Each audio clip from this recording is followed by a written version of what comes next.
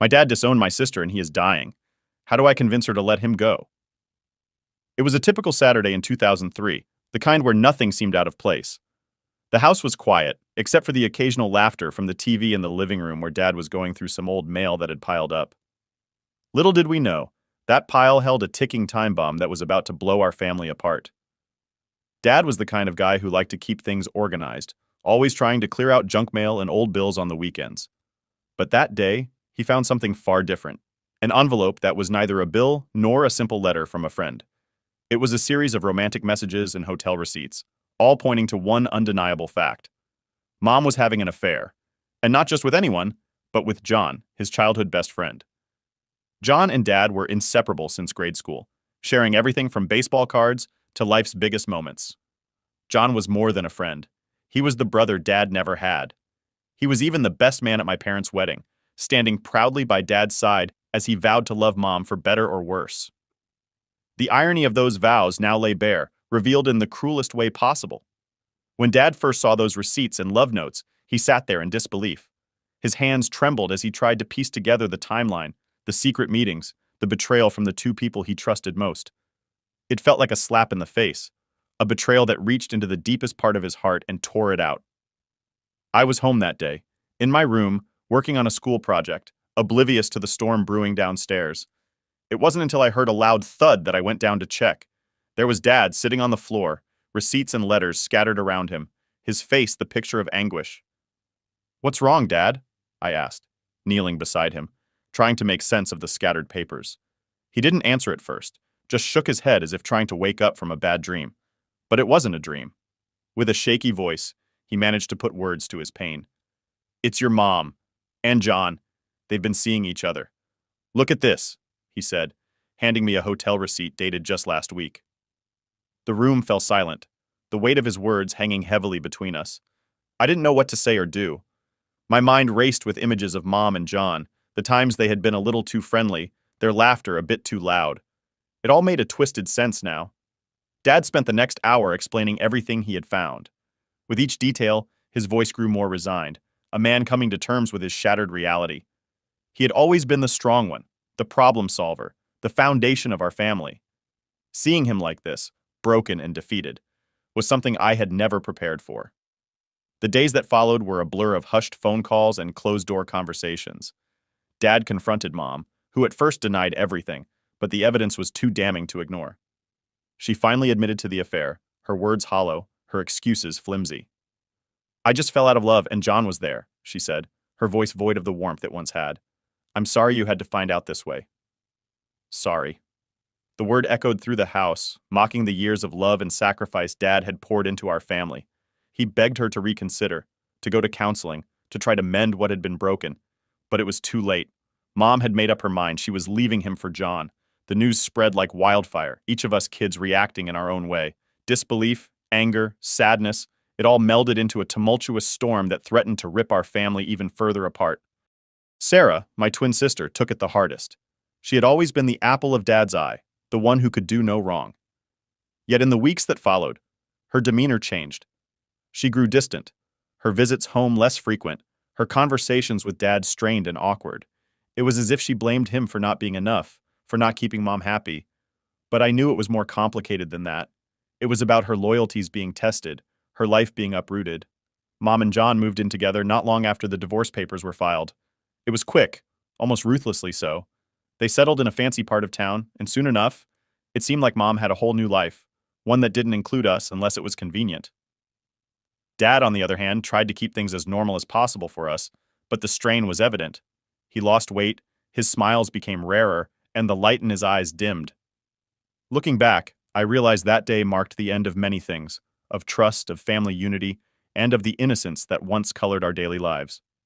Dad's discovery wasn't just about infidelity, it was the unraveling of the tapestry of our family, thread by thread, until we were just individuals, struggling to understand how the warmth and love we once shared had turned into cold, hard betrayal. As I watched Dad try to rebuild his life, his spirit bruised but not broken, I learned about the resilience of the human heart. But the scars remained, a constant reminder of the day our family changed forever. After the storm that was Mom's departure, the house felt different, emptier somehow, even with all of us still living there. Dad did his best to keep things normal, but you could tell he was just going through the motions. His heart wasn't in it anymore, and who could blame him? His best friend and wife had turned his life upside down. In the middle of all this chaos was Sarah, my twin sister, who had always been Dad's little girl. You'd think she'd stick by him through something like this, right? But things didn't turn out that way. Instead, Sarah became more and more withdrawn from Dad, and as time went by, closer to Mom, and by extension, to John. It was like watching someone switch sides in slow motion. Sarah's decision to stay with Mom after she moved out was a shock to all of us. Sure, she was 27 and made her own decisions, but this was different. It felt like a betrayal on top of a betrayal. Dad tried to hide his disappointment, but there was a hurt in his eyes that was hard to miss. He'd lost his wife, and now it felt like he was losing his daughter too. The whole dynamic in our family shifted. Weekends, which used to be loud and full of life, became tense and awkward. Sarah would come over, and it was clear she was just going through the motions. Conversations were stilted, filled with long silences where there used to be laughter. It was like she was a guest in her own home, unsure of her place or what to say. Things got even more complicated when Sarah announced she was thinking of changing her career path. From as early as I can remember, she'd wanted to be a doctor, like Dad. He was a surgeon, and she'd always said she wanted to follow in his footsteps. But suddenly, she was talking about going to law school instead. It didn't take a genius to figure out that Mom and John were behind this. They were both lawyers, and it seemed they had their own plans for her. Dad was crushed. It was one thing to lose his wife to his best friend, but losing his daughter's aspirations too? That was a different kind of pain. He tried to talk to her about it, tried to understand her decision, but Sarah was adamant. "It's just something I need to do for myself," she'd say, but her words felt hollow. It was clear this wasn't just about her. John became a constant presence in her life, mentoring her, helping her with her law school applications, and even offering her a job at his firm once she graduated. It was like he was grooming her to take his place, erasing the parts of her that reminded him of Dad. The change in Sarah was hard to watch. She became more like Mom. Ambitious, sure, but also distant and calculating. The warmth that used to define her seemed to fade, replaced by a cool professionalism that didn't quite fit. Dad, for all his heartache, never stopped trying to reach out to her. He supported her decision to go to law school, despite his own reservations. He showed up at her graduation, beaming with pride, even though it was John's firm she'd be joining and not some prestigious hospital. The divide grew deeper with every passing year. Holidays were especially hard. Sarah would show up, but she was always in a hurry to leave, to get back to her new life with Mom and John. It felt like we were just checkboxes on her list of obligations, not her family. And it wasn't just Dad who felt the shift. The rest of us did too. We tried to understand, to be supportive, but it was tough. We missed our sister, the one who used to sneak out with us to go to movies, who'd spend hours talking about everything and nothing. That Sarah was gone, and in her place was someone we barely recognized. It wasn't just the personal changes that stung. It was the feeling of injustice, of seeing someone you love choose the people who had caused so much pain over the family that had always been there for her. Every visit, every forced conversation was a reminder of what we'd lost. As Dad's health began to decline, a mix of stress, heartache, and perhaps just the weight of caring too much for too long, I watched him try to reconcile the image of the daughter he raised with the woman Sarah had become. He still loved her, that was clear, but there was a resignation in his love now, a sadness that spoke of things irrevocably changed. Looking back, those years were a slow unraveling of the tight-knit family we once were. We were all dealing with the fallout in our own ways, but for Dad, the betrayal was a double-edged sword, cutting deep and leaving wounds that no amount of time seemed able to heal. Sarah's shift in allegiance didn't just change her relationship with Dad, it changed her relationship with all of us. We became bystanders in her transformation, witnesses to a shift that none of us had wanted, but all of us had to accept. It was a painful realization, understanding that sometimes, no matter how much you want to hold on, you have to let go. And let go we did, each of us adjusting to the new normal in our own way, holding on to the hope that maybe, just maybe, things could one day be mended. But as each day passed, that hope grew dimmer, overshadowed by the reality of our fragmented family. 2017 was supposed to be a good year, a fresh start, or so we hoped. Sarah was getting married, and despite all the undercurrents of tension, there was a buzz of excitement around the event. Dad, ever the optimist, was determined to make the best of it. He had always looked forward to seeing Sarah in a wedding dress, walking her down the aisle, and handing her off to a new life of happiness. It was supposed to be one of those key moments, a bright spot in the messy aftermath of our family's split. Sarah had always known how much this meant to Dad. We all did. So when Dad wrote her a blank check for the wedding, it wasn't just about the money. It was a gesture, his way of saying he was still there for her, no matter what. He talked about it constantly whenever weddings came up on TV or when we attended one as guests. "When it's your turn, Sarah," he'd say, "it's going to be just perfect." The planning went on for months, and Dad was involved every step of the way. Despite their strained relationship, he never let his personal feelings toward Mom and John interfere with his efforts to be there for Sarah. He attended every tasting, every dress fitting, always enthusiastic, always supportive. But then, just one day before the wedding, everything came crashing down. Sarah dropped the news casually, almost too casually, during what we thought was a final routine check-in. "Oh, by the way, I decided that John and Dad are both going to walk me down the aisle," she said, flipping through her planner, not even looking up. The room went still. You could almost hear the collective heart drop. Dad's face, I will never forget it. It was as if someone had punched him right in the gut. The hurt was palpable, etched deep in his expression. Both of us. Why? His voice was calm, but you could hear the tremor of suppressed emotion. Sarah finally looked up, her eyes flicking between Dad and me as if she was weighing how much to reveal. "Well, John's been a big part of my life too, you know. It just feels right to have you both there." Dad tried to process it, to understand her point of view, but it was clear he was struggling. "But Sarah, I always thought—" His voice trailed off, the sentence unfinished, the dream unfulfilled. The argument that followed was unlike any we had witnessed before in our family. Dad, usually the peacemaker, the one who avoided confrontation at all costs, couldn't hold back. His pain, his disappointment, it all came pouring out in a torrent of words that seemed foreign coming from him. "You want him there after everything? After what they did?" Dad's voice rose, a rare occurrence that marked the gravity of his feelings. Sarah was defensive, her words sharp and cutting. "John is my family too, Dad.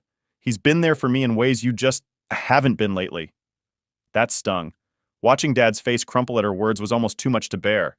The fight escalated, voices raised, harsh words thrown like daggers, slicing through the thin veneer of familial bonds. In the end, Dad couldn't do it. The thought of standing next to John, the man who helped dismantle his marriage, his family, and smiling for the cameras was too much. "If that's your decision, Sarah, then I can't be a part of this," he said, his voice broken.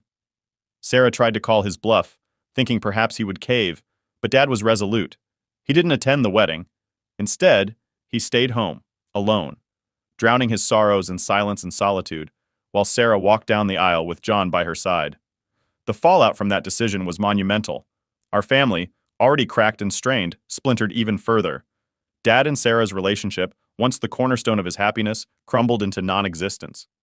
Many in the family sided with Dad, viewing Sarah's decision as the ultimate betrayal, not just of her father, but of all the values we thought we shared. After the wedding, Sarah reached out several times, trying to mend fences. But Dad was done. His heart, once open and forgiving, had hardened. The wedding photos, which should have been a treasure, became a symbol of what was lost. They showed a beaming Sarah, beautiful in her dress, but beside her, instead of Dad, was John, smiling broadly as if he hadn't a care in the world. The years that followed were tough. Sarah's attempts at reconciliation were met with cold indifference from Dad. Births, holidays, family gatherings. She was either absent or, if present, treated with a chilly politeness that was far worse than outright anger. Even as Dad's health began to decline, the wounds of the wedding day festered, unresolved and painful. The man who had once been the life of every party, the heart of our family, had retreated into a shell of his former self, his joy dimmed by the shadows of past hurts. And as I watched all this unfold, I wondered if there would ever be a way back for Sarah and Dad, or if some choices once made left scars too deep to ever fully heal. Dad's health started to decline rapidly earlier this year, and with it, any hope of reconciling with Sarah seemed to slip away too. The man who had once been larger than life, always the first to crack a joke or offer a comforting word, was now a shadow of his former self. Pancreatic cancer is ruthless, and it wasn't giving Dad any breaks. Watching him struggle through treatment after treatment with no real hope of recovery was probably one of the hardest things our family has ever had to endure. Throughout this ordeal, Sarah's attempts to reconnect felt desperate and, to some of us, a bit insincere. Maybe that's unfair. She probably did have regrets, and maybe her reaching out was genuine. But to Dad, it was too little, too late. The hurt from the wedding, from her choosing John over him, had cut too deep. He had closed that chapter of his life, and no amount of pleading or apologies from Sarah could open it again. "Why now?" Dad would mutter whenever her name came up. "She's just feeling guilty, that's all. It's not about me. It's about her clearing her conscience." Maybe he was right. Or maybe it was his way of coping with the pain. Either way, he was adamant about not seeing her, not even when she offered to come over, to try to make amends, to be part of his life again. The tension this created within our family was palpable. Some relatives thought Dad should forgive her, to not let these final days be shadowed by past conflicts. "She's still your daughter," they'd argue, as if the biological tie should automatically override the years of hurt and betrayal. But Dad was stubborn, and his decision was final. He didn't want her there, and that was that. It's weird, how illness can change a person. Dad, once the most forgiving soul, had become hardened, more cynical. It wasn't just the cancer eating away at his body, it was the bitterness, the unresolved anger. We all felt it, a heavy cloud hanging over the house, making those last few months even more strained. Sarah, for her part, didn't push too hard. Maybe she finally understood the depth of Dad's feelings, or maybe she was protecting herself from further rejection. She sent cards, called occasionally, always checking in with me or my other siblings to see how he was doing, but she never came to visit, not once. Then, as Dad's days became numbered, the reality of losing him hit us all like a ton of bricks. I found myself torn, wanting to honor his wishes but also wishing for a Hollywood-style reunion where everything was magically resolved. Real life isn't like the movies, though. There are no neat endings, no perfect resolutions where everyone hugs and forgives just before the credits roll. I spent a lot of time with Dad during those last weeks, just sitting with him, sometimes talking, sometimes just watching old westerns on TV. He loved those. In those quiet moments, I'd sometimes bring up Sarah, tentatively, testing the waters. But he'd shake his head, shutting down the conversation before it could really start. "Let's just enjoy the movie," he'd say, and I'd let it go, knowing this was not a battle I could win. Dad's health started to decline rapidly earlier this year, and with it, any hope of reconciling with Sarah seemed to slip away too. The man who had once been larger than life, always the first to crack a joke or offer a comforting word, was now a shadow of his former self. Pancreatic cancer is ruthless, and it wasn't giving Dad any breaks. Watching him struggle through treatment after treatment, with no real hope of recovery, was probably one of the hardest things our family has ever had to endure. Throughout this ordeal, Sarah's attempts to reconnect felt desperate and to some of us, a bit insincere. Maybe that's unfair. She probably did have regrets, and maybe her reaching out was genuine. But to Dad, it was too little. Too late. The hurt from the wedding, from her choosing John over him, had cut too deep. He had closed that chapter of his life, and no amount of pleading or apologies from Sarah could open it again. "Why now?" Dad would mutter whenever her name came up. "She's just feeling guilty, that's all. It's not about me, it's about her clearing her conscience." Maybe he was right, or maybe it was his way of coping with the pain. Either way, he was adamant about not seeing her, not even when she offered to come over, to try to make amends, to be part of his life again. The tension this created within our family was palpable. Some relatives thought Dad should forgive her, to not let these final days be shadowed by past conflicts. "She's still your daughter," they'd argue, as if the biological tie should automatically override the years of hurt and betrayal. But Dad was stubborn, and his decision was final. He didn't want her there, and that was that. It's weird, how illness can change a person. Dad, once the most forgiving soul, had become hardened, more cynical. It wasn't just the cancer eating away at his body, it was the bitterness, the unresolved anger. We all felt it, a heavy cloud hanging over the house, making those last few months even more strained. Sarah, for her part, didn't push too hard. Maybe she finally understood the depth of Dad's feelings, or maybe she was protecting herself from further rejection. She sent cards, called occasionally, always checking in with me or my other siblings to see how he was doing. But she never came to visit, not once. Then, as Dad's days became numbered, the reality of losing him hit us all like a ton of bricks. I found myself torn, wanting to honor his wishes, but also wishing for a Hollywood-style reunion where everything was magically resolved. Real life isn't like the movies, though. There are no neat endings, no perfect resolutions where everyone hugs and forgives just before the credits roll. I spent a lot of time with Dad during those last weeks, just sitting with him, sometimes talking, sometimes just watching old westerns on TV. He loved those. In those quiet moments, I'd sometimes bring up Sarah, tentatively, testing the waters. But he'd shake his head, shutting down the conversation before it could really start. "Let's just enjoy the movie," he'd say, and I'd let it go, knowing this was not a battle I could win. I'm very close to my dad, and these last few weeks are really difficult for me. How do I convince her to let him go? Update 1. A week after I posted the original post, my dad started getting worse. His health started declining really fast, and we lost him exactly 1 month ago. It wasn't pretty. I never thought it would be, but I never thought it would be that heartbreaking. It was in a lot of pain. He's been through so much in these last months, as heartbreaking as it was to us. He deserved to rest. He was tired. In the end, he was lucid enough to say his goodbyes to me and my older brothers. Hearing him saying what he said to me was one of the most painful and beautiful moments of my life. His words to me meant a lot. I won't say exactly what he said because I believe it's just too personal. Said goodbye to my daughters, 11 months old and 2 years old. It was just like when I was a kid. He gave them a kiss on the forehead, told them to be good girls, and said that he loved them. It was something I won't ever forget. And it hurts like hell that they are so young to understand what happened. They still ask about Grandpa. And every time I try to explain to them that he isn't coming back, they don't seem to understand that. And how can I blame them? I'm only 27 years old. They honestly don't get it. I was supposed to get a lot more years with my dad. It doesn't seem fair at all. But the worst part was my twin sister, Sarah. Dad died without speaking to her. I tried to talk to him about her, but he wasn't interested in speaking with her. She started getting more desperate, and suddenly, he died. It was expected, but she was in denial. His funeral was beautiful. A lot of people shared their stories about him. It was nice. Sarah saw Dad for the first time since the night before her wedding, and she didn't recognize him. He was very skinny. Dad was always a bit overweight, the famous dad bod, but he had lost a lot of weight from cancer. She cried a lot during the whole funeral. Mom and John tried to show up at the ceremony, and my uncles were forced to kick them out of the funeral. Good fricking Britain's dads will once, as expected as it could, Dan's family came from old money, petrochemicals. So he always had a lot of money. He left a little bit of money in properties divided equally to all his kids, including Sarah.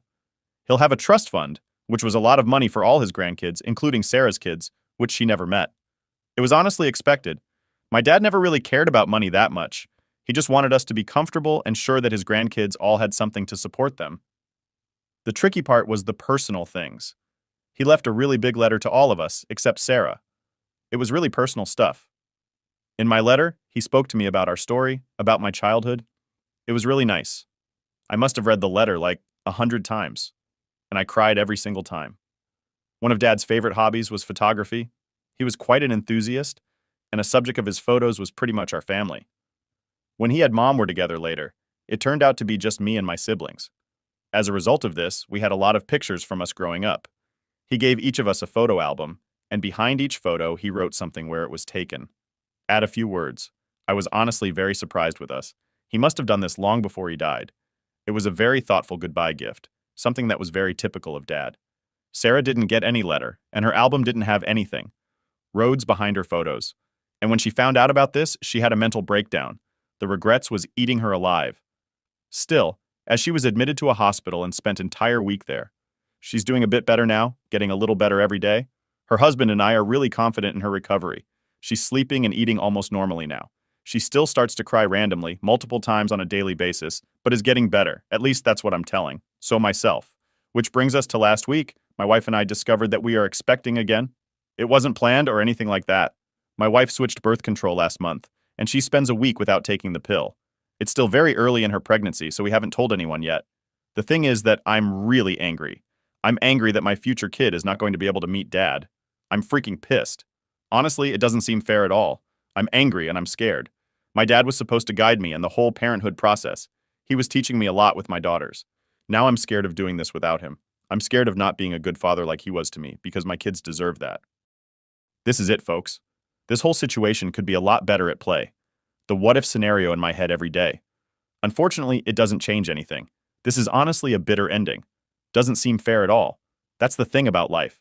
It's actually never fair. I want to thank everyone who gave me advice and to everyone who reached out and offered their support in the chat. I was very lonely at the time. Still am. It's meant a lot to me. Thank you. Reddit. Update 2. After Dad died, Sarah was in pieces. She'd been carrying around this guilt about how things ended between her and Dad, and it was eating her alive. She spent weeks crying, barely eating, and just trying to figure out how to move forward. I was trying to be there for her as best as I could, but it wasn't easy. I was dealing with my own grief, my own anger at how things had played out, and honestly, I wasn't sure how to handle her breakdown on top of everything else. Then, just when I thought maybe, just maybe, we could start picking up the pieces, Mom dropped a bomb on us. She called me up one night, completely out of the blue, and said she needed to talk. I could hear it in her voice that something was really wrong, so I went over to her place, dreading whatever it was she was about to say. When I got there, Mom was sitting at the kitchen table, staring at her phone like it had personally offended her. She looked up at me with these tired eyes and just said, "John's been cheating on me." It was like the air got sucked out of the room. I didn't know what to say, how to react. I mean, this was the guy she'd left Dad for, the guy who had caused so much pain in our family, and now he was betraying her too? She told me how she found out. Apparently, she'd noticed he was being more secretive lately, always guarding his phone, taking calls in the other room. She didn't want to believe it at first, thought maybe she was just being paranoid. But then she saw the messages. Texts from some younger woman, complete with all the flirty emojis and late-night "I miss you" crap that makes your skin crawl. Mom confronted John, hoping he'd deny it, maybe even apologize and beg for forgiveness. But instead, he just admitted to it, like it was no big deal. He didn't even seem sorry, just kind of shrugged it off, saying something about how things just happen and how their relationship wasn't what it used to be. It was the kind of response that made you realize just how little he actually cared about anyone but himself. Mom was devastated. She told him she wanted a divorce right then and there. John didn't even try to fight it, didn't try to save their marriage. He just agreed, like he was relieved she was the one making the decision. It was over as quickly as it had started. Hearing all of this from Mom, I felt this weird mix of emotions. On one hand, I was furious at John for being such a scumbag, for hurting my mom the way he did. But on the other hand, there was this twisted sense of justice in it. He was finally getting a taste of his own medicine, and I couldn't help but feel a little satisfied that he was getting what he deserved. But the real shock came when Sarah found out. She'd been so close to John, had practically chosen him over Dad, and now this? When Mom told her, it was like watching someone's whole world crumble in front of you. Sarah completely broke down. She kept saying she couldn't believe she'd defended him, that she'd pushed Dad away for this man who turned out to be just as bad as everyone had warned her. Sarah's guilt went into overdrive. She started replaying everything in her head, the way she'd treated Dad, the things she'd said, the decisions she'd made, and now all of it felt so meaningless, so stupid. She was angry, but more than that, she was heartbroken. The person she thought she could trust had betrayed her in the worst possible way, and it shattered her. She moved out of the house she and John had been living in and went to stay with a friend. She couldn't stand to be around him, and honestly, I couldn't blame her. It was like every good memory she had with him was tainted. Every kind word he'd ever said turned into a lie. Mom, meanwhile, was dealing with her own mess. The divorce was ugly. John tried to get as much out of it as he could, even though he was the one who had cheated. There were arguments over money, property, everything. It was like watching a train wreck in slow motion, knowing you couldn't do anything to stop it. But the worst part was seeing how all of this was affecting Sarah. She was already so fragile after Dad died, and this just pushed her over the edge. She stopped talking to almost everyone, shut herself off from the world. I tried to reach out, tried to be there for her, but she wasn't having it. She kept saying she needed time, that she needed to figure things out on her own. It was hard to watch. Sarah had always been the strong one, the one who knew what she wanted and went after it. But now she was lost, and I didn't know how to help her find her way back. She kept saying how much she regretted everything, how she wished she could go back and do it all differently. But we both knew that wasn't possible. As if all of this wasn't enough, the fallout from the divorce was ripping through the family. Mom was leaning on me more and more, needing help with the legal stuff, with the emotional fallout, and as much as I wanted to be there for her, it was hard. I couldn't shake the feeling that all of this could have been avoided if she hadn't left Dad in the first place. But what's done is done, and now we're all left to deal with the pieces. The family was split down the middle. Some were on Mom's side, saying she was the victim in all of this, that John had always been bad news. Others couldn't get past the fact that she'd been the one to start this whole mess by leaving Dad in the first place. It made for some really awkward family gatherings, with people taking sides and arguing about who was to blame. And then there was Sarah, caught in the middle of it all. She was angry at Mom for not seeing John's true colors sooner, angry at herself for not listening to everyone who tried to warn her. But more than anything, she was just sad. Sad that she'd lost so much, that she'd pushed away the one person who always had her back, Dad. I don't know where we go from here. The family feels broken in a way that I'm not sure can ever be fixed. Sarah's trying to rebuild her life, but it's clear she's struggling. She's in therapy, trying to work through everything, but it's going to be a long road. And Mom, well, she's trying to pick up the pieces too, but it's hard to feel sorry for her when she's the one who set this whole thing in motion. As for me, I'm just trying to keep it together. I've got my own family to think about, my own kids to raise, and I want to make sure they don't get caught up in all of this drama. But it's tough. Every time I look at Sarah, I see the sister I used to know, the one who was so full of life and ambition, and I wonder if she'll ever be that person again. So that's where we're at. No neat endings, no easy resolutions, just a family trying to figure out how to move forward after being torn apart one too many times. It's not pretty, and it's definitely not what I imagined for us, but it's the reality we're living in. Thanks to everyone who's been there with advice and support. It means more than you know, especially on the days when it feels like everything's falling apart. Here's hoping we can find some kind of peace in all of this, even if it's a long way off. And as I watched all this unfold, I wondered if there would ever be a way back for Sarah and Dad, or if some choices once made left scars too deep to ever fully heal. Dad left me alone to vacation with stepfamily, but now wants me to give a boost to my stepsister. All right, so let me tell you about how everything went downhill after my mom passed away. I was only 9 years old when it happened, and back then, it felt like everything in my life just stopped making sense. I mean, my mom was my whole world, you know? She was the one who made everything feel normal and safe. But when she passed, that safety kind of disappeared and everything changed. At first, I thought maybe my dad, Mike, he's 47 now, but back then he was in his mid-30s, would hold things together. I guess I just assumed that since he was my dad, he'd step up. Spoiler alert, he didn't. I mean, for a little while things were fine. It was just me and him, and we tried to find some kind of routine without Mom. He'd take me to school, we'd have dinner together, and it wasn't perfect, but it wasn't terrible either. Then, about a year later, he started dating this woman, Jane. I didn't know much about her at first, except that she was younger than my dad, like 12 years younger, so she was 35. I remember the first time she came over to our house for dinner. She seemed nice enough, I guess, but looking back, I should have seen the warning signs from day one. Jane didn't waste any time moving in after they got serious. It wasn't long before she brought along her daughter, Betty, who was 17 at the time. And let me tell you, Betty was the definition of spoiled. From the minute they walked through the door, it was like they owned the place. Jane didn't even try to make me feel included. She just took over like she'd been running the show forever, and my dad, for some reason, just went along with it. Now, I was just a kid, 9 years old, and I was still grieving the loss of my mom, so I didn't really know how to deal with any of this. But I noticed pretty quickly that my dad started changing. He wasn't really my dad anymore. It was like Jane became the priority, and I don't even know how to describe it. Like, I was there, but I wasn't important. Things started getting worse when it became clear that I wasn't treated like a kid in my own home. You'd think after losing my mom, my dad and Jane would have some level of sympathy or understanding, right? But nope. Instead, they started treating me more like the maid than a family member. Jane had this thing where she'd give Betty every bit of attention while I was the one stuck doing all the chores. I wasn't allowed to say anything either because apparently that was just how things worked now. It got to the point where I was cleaning up after Betty constantly. I mean, she was 17, but she acted like a toddler, leaving her mess everywhere, and it was always up to me to clean it up. Betty would be out with her friends or sitting around watching TV while I was stuck washing dishes, vacuuming, or doing whatever chore Jane threw my way. And my dad? He didn't do a damn thing to help. He acted like it was normal for his 9-year-old daughter to be treated like a housekeeper. I couldn't understand why he was okay with it, but at the same time, I didn't know how to speak up either. But you know what really did it for me? The Christmas trip. This part still makes my blood boil when I think about it. That Christmas, they all decided to go on a vacation together. My dad, Jane, and Betty. They were going somewhere nice. I think it was a cabin up in the mountains or something. I was excited at first because, I thought I was going too.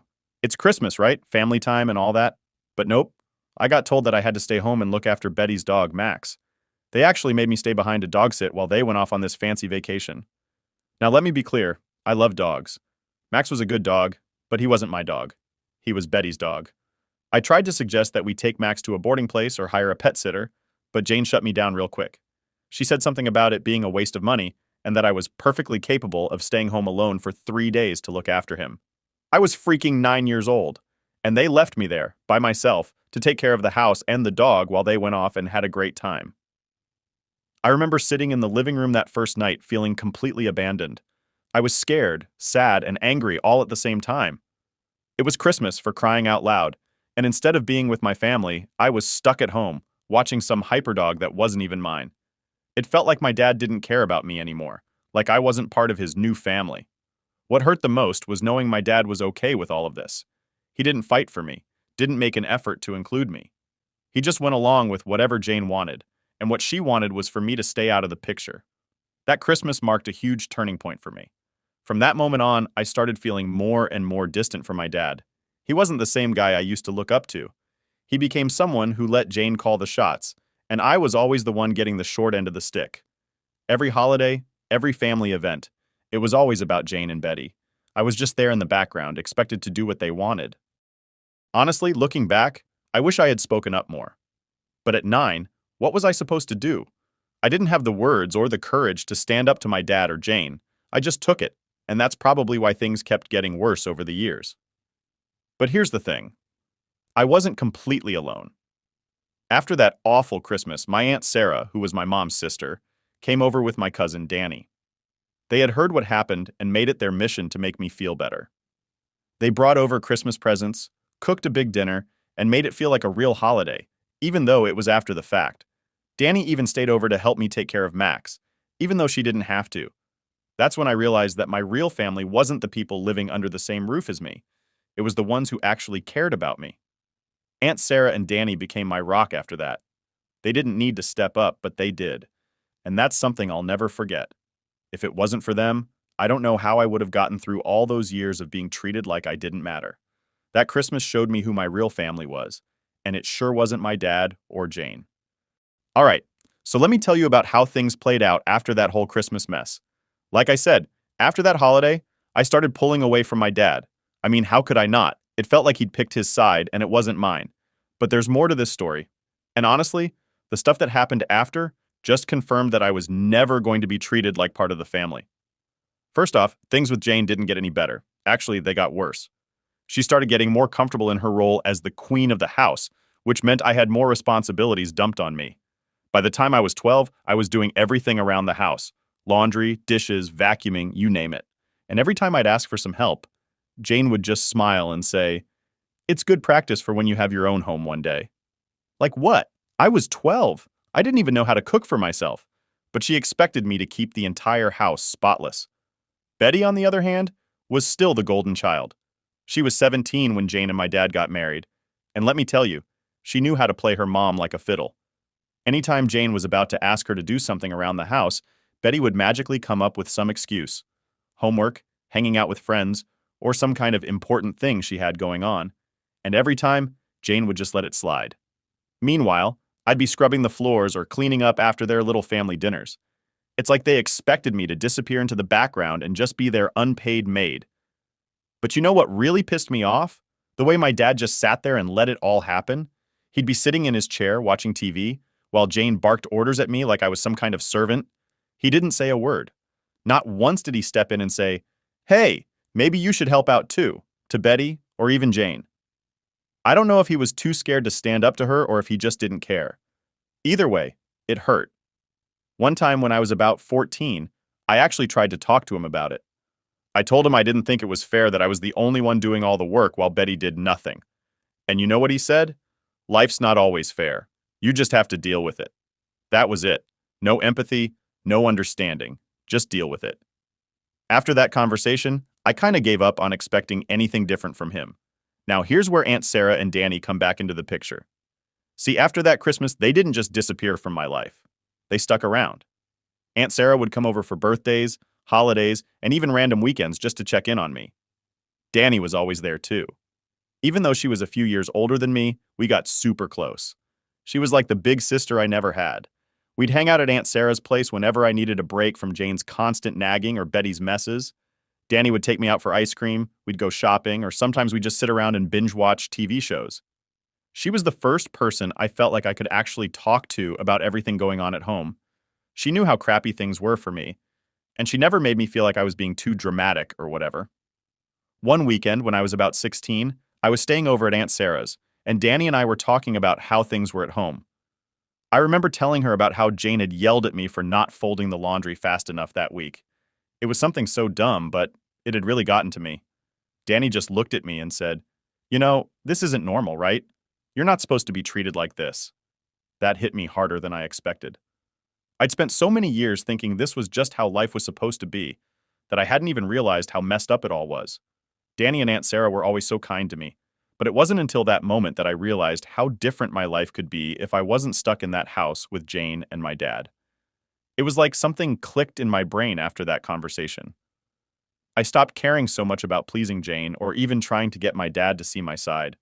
I started focusing more on school, hanging out with Danny, and just doing things for myself. I still did the chores because I had to, but I didn't let it get to me as much. I just kept my head down and told myself that one day I'd be out of there. And I was right. When I turned 18, I got accepted to college with a full scholarship. That was my ticket out, and I wasn't going to waste it. The day I left for school, Jane didn't even bother to say goodbye. She just gave me a half-hearted good luck and went back to whatever she was doing. Betty didn't care either. But my dad? He actually seemed sad. He hugged me for what felt like the first time in years and told me he was proud of me. It was weird, hearing that from him after everything. But at that point, it didn't mean much to me. I was too focused on the fact that I was finally getting away from that house. College was a whole different world for me. I got to start over, make new friends, and just live my life without feeling like a burden or a maid. Aunt Sarah and Danny were still my biggest supporters, sending me care packages and visiting whenever they could. And honestly, they were the only family I really cared about at that point. But of course, even though I was gone, Jane and Betty weren't done stirring up drama.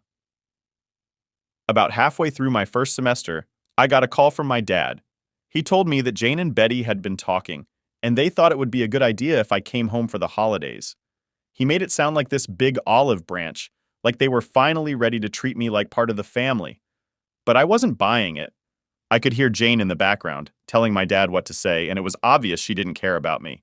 She just wanted someone to come home and help with the holiday prep. I wasn't about to fall back into that trap, so I told him I was spending the holidays with Aunt Sarah and Danny, and that was that. He didn't argue. He just sighed and said, "Okay, maybe next time." Yeah, right. I knew there wouldn't be a next time. I was done with trying to make things work with my dad and Jane. They had their chance, and they blew it. I had my real family now. Aunt Sarah, Danny, and the life I was building for myself. So, after all that, I guess the takeaway is this. Sometimes the people you're born into a family with aren't the ones who end up being your real family. Sometimes it's the people who step up when no one else will, and that's exactly what Aunt Sarah and Danny did for me. Alright, so now that I've told you how I got through all that mess with Jane and my dad, let's talk about what happened after I moved out for college. You'd think that after finally getting away from them, things would calm down, right? Well, not exactly. In fact, it feels like that's when the real drama kicked off. And of course, it all came back to one person, Betty. So I'm a couple years into college at this point, living my best life. I've got good friends, doing well in my classes, and for the first time, I'm really starting to feel like I have control over my own life. Aunt Sarah and Danny are still super supportive, and I'm visiting them whenever I can. But the whole family situation with my dad and Jane, I was basically keeping my distance. I figured if I just focused on school and stayed away, things would stay peaceful. But apparently Betty had other plans. One day I get this random message from her. Now let me just say, me and Betty never really talked. She was always doing her own thing. And like I said before, I was just the maid in her eyes. So when I saw her name pop up on my phone, I was like, what now? She starts off acting all friendly, like we've been best buds this whole time. She's asking me how college is, what I'm studying, all that fake small talk. And I'm just sitting there like, okay, what's she getting at? Because let's be real, Betty wasn't messaging me out of the goodness of her heart. Then she gets to the point. Turns out she's having some trouble with her own college stuff. And by trouble, I mean she failed a couple of classes and was struggling to stay in school. Of course, Betty being Betty, she wasn't taking any responsibility for it. She blamed it on her professors, on the unfair assignments, basically on everything but herself. And then she hits me with the real reason she's messaging. Hey, would you mind helping me out with my classes? Maybe write a couple of essays for me? I know you're really smart, and it would mean a lot. Yeah, you read that right. Betty wanted me to do her homework for her. After all those years of treating me like crap, ignoring me, and acting like I didn't exist, she suddenly needed my help. I honestly couldn't believe she had the nerve to even ask. So I sat there for a minute, thinking about how I should respond. Part of me wanted to just blow up on her, to let all those years of frustration come out, but I knew that wasn't worth it. Betty wasn't worth the energy. So instead, I kept it simple.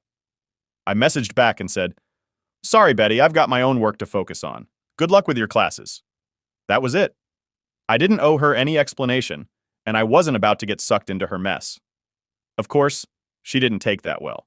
She tried to guilt trip me, saying stuff like, "I thought we were family," and "You're supposed to help your sister out when she's struggling." Sister? Since when did she consider me her sister? I wasn't about to let her manipulate me, so I just ignored the rest of her messages. But here's where things get interesting. After I turned Betty down, it wasn't long before I heard from Jane. She calls me up and I can already tell she's pissed. She starts going off about how I'm being selfish for not helping Betty and how I'm throwing away an opportunity to bond with my stepsister. I couldn't believe what I was hearing. Like, really? After everything, they were still expecting me to bend over backward for them. I told Jane straight up that I wasn't going to do Betty's work for her, and if Betty was struggling, maybe she needed to take responsibility for once. Jane did not like that answer.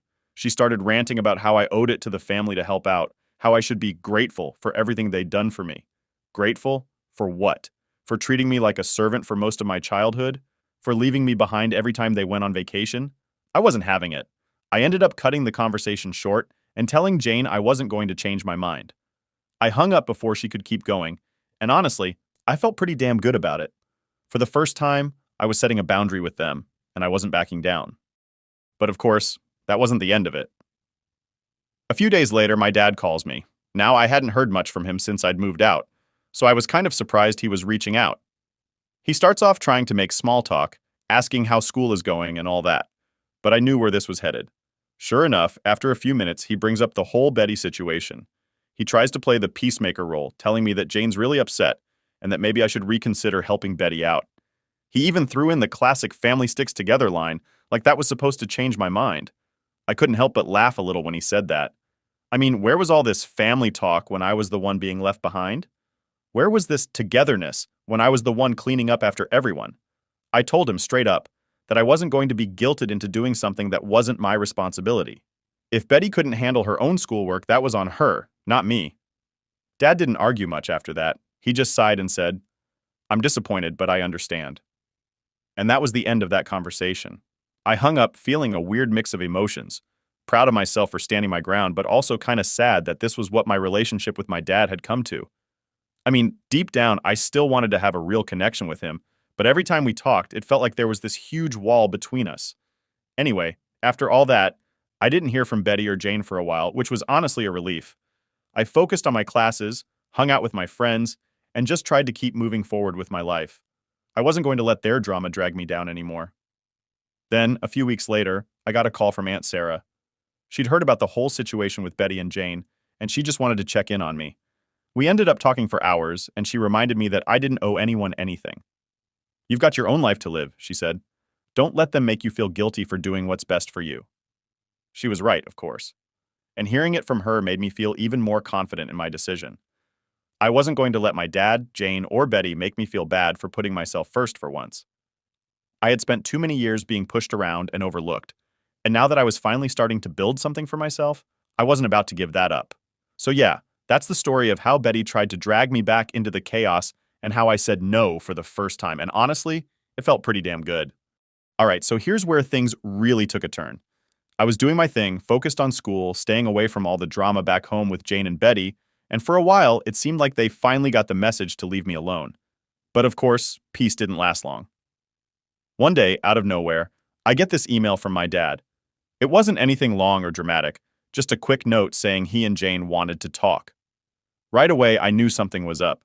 I hadn't heard from them in months, so if they suddenly wanted to have a talk, it wasn't going to be good.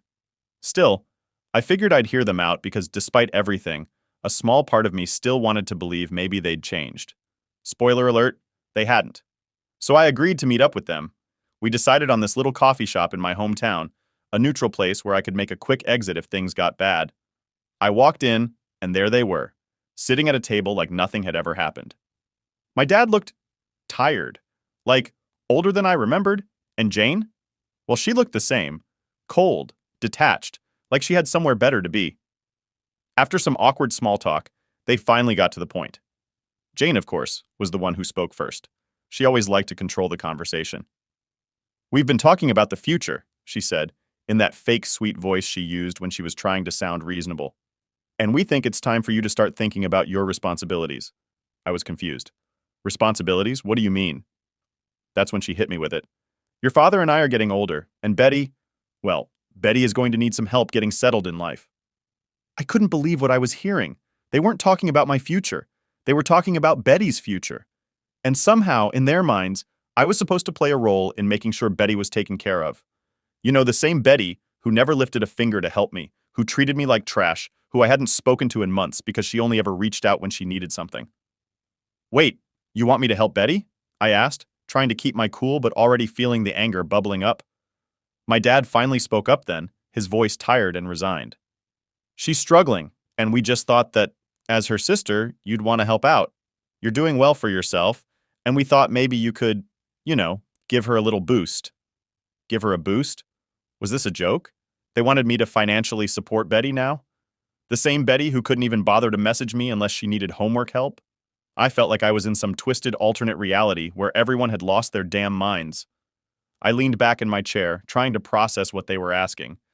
"So, let me get this straight," I said, looking directly at Jane, because I knew she was the mastermind behind all this. "You want me to take money that I'm earning from the life I've built for myself and just hand it over to Betty? Why? Because she can't get her life together?" Jane didn't even blink. "It's what family does. We help each other. And since you're doing well, we thought it would be fair for you to help your sister out." At that moment, something in me snapped. All those years of being treated like I didn't matter, like I was just there to serve them, came rushing back. I couldn't believe the audacity of what they were asking. "I'm not doing it," I said, my voice firm. "I'm not responsible for Betty's life. She's a grown woman, and if she can't figure things out, that's on her, not me." My dad tried to jump in, but I wasn't done. "Do you even hear yourselves? After everything, you still expect me to just drop everything and fix Betty's problems? You never helped me when I needed it. You let me clean up after her, let me be the one who was always left behind. And now, when I finally have my own life, you want to drag me back into this mess? No." Jane's face hardened, and I knew what was coming next. She always had a way of flipping things to make me feel guilty. "You're being selfish," she said, her voice cold. "We've done so much for you, and this is how you repay us? By turning your back on your family?" I couldn't help but laugh at that. "You really think you've done so much for me? Leaving me behind on holidays, making me do all the work around the house while Betty got a free pass, never once treating me like I mattered? That's what you consider helping me?" My dad looked down at his hands, not saying anything. Jane, though, wasn't backing down. "We gave you a home. We raised you, and this is the thanks we get? You're going to regret this one day when you realize how much we did for you." At that point, I was done. I stood up, grabbed my stuff, and looked them both in the eye. "I don't owe you anything," I said, my voice steady. "I've built my life on my own without your help. If Betty needs support, then maybe it's time you step up and help her yourselves, but I'm not going to be a part of this." I walked out before they could say anything else, my heart pounding in my chest. I felt angry, but at the same time relieved. I'd finally said everything I'd been holding in for years, and it felt good. I wasn't going to let them drag me back into their toxic cycle. I was done being the one who was always expected to sacrifice for everyone else. After that, I didn't hear from them for a while. No calls, no messages, nothing. And honestly, that was fine by me. I focused on my school, my friends, and the life I was building for myself. I knew that, no matter what, I had Aunt Sarah and Danny, and they were my real family. The ones who had actually been there for me, not just when it was convenient, but when it mattered. I guess the lesson in all this is, sometimes family isn't about blood. It's about who shows up, who has your back, and who treats you with respect. And Jane and my dad? They never did any of that. So yeah, I walked away from them, and I don't regret it. So after all that mess with Jane and my dad, you'd think I'd finally get a break, right? I mean, I pretty much shut down their whole plan to get me to support Betty, and I walked out of that coffee shop thinking I was done with them for good. But nope, life wasn't about to let me off that easy.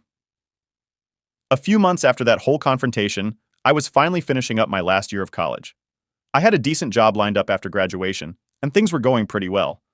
Aunt Sarah and Danny were still my rocks, and I was feeling good about where my life was headed. I'd cut off all contact with Jane and Betty, and the distance from all that drama was honestly the best thing I could have done for myself. But just like clockwork, Right when I thought everything was settling down, my dad decided to show up again.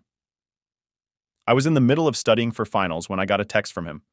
I hadn't heard from him since that awkward coffee shop meeting, so when I saw his name pop up, my first thought was, what now? The text wasn't long, just him asking if we could talk.